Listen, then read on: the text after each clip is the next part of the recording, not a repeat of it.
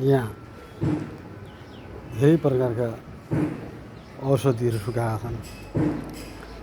अब औषधिहरू छिटै सडिने छिटै बिग्रिने हुन्छ। अब यो आयुर्वेदिक औषधिहरू छिटै बिग्रेकोले गर्दाखेरि धेरै ठुलो नोक्सान भइरहन्छ।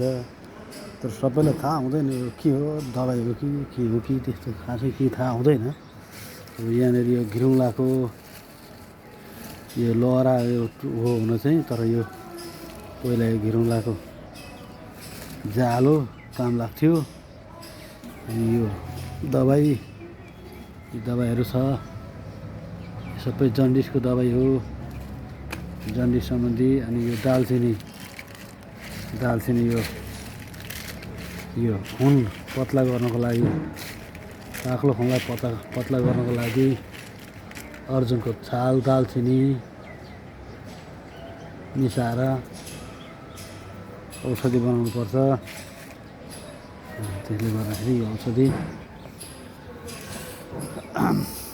यो हडचुरसँग यो सुत्केरी भएको बेलामा खाने हडचुर, पाखनबेद, ठुलो खती भन्ने यो चिजहरू सुत्केरी भएको बेलामा खानुपर्छ। सुत्केरी भएको बेलामा गर्नुपर्छ। यो काली निगुराको जरा हो, मैले किनेर खोजेर भेला गरेको काली निगुराको जरा। छिटै सडिन्छ, बिग्रिन्छ, ठुलो घाटा हुन्छ। त्यसले गर्दा र बेला बेलामा सुकाउँदै गर्नुपर्ने हुन्छ।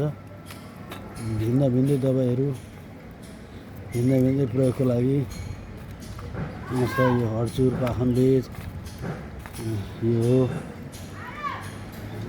समय हरेक वनस्पति हरेक कुनै न कुनै कुराको दबाई हुन्छ।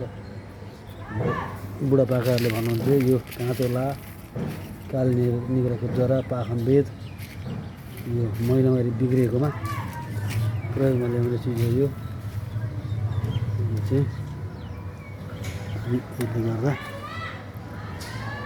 यस्ता दबाईहरू हुन्छन्।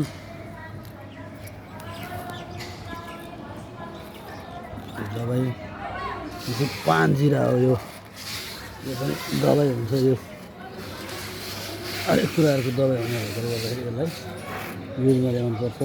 यो चौसुर हो, चौसुर यो चाहिँ पाङ्रा हुन्छ। यो दुखेको ठाउँमा घोटेर लाउँथे। अनि यो अजमोदा, ज्वानो,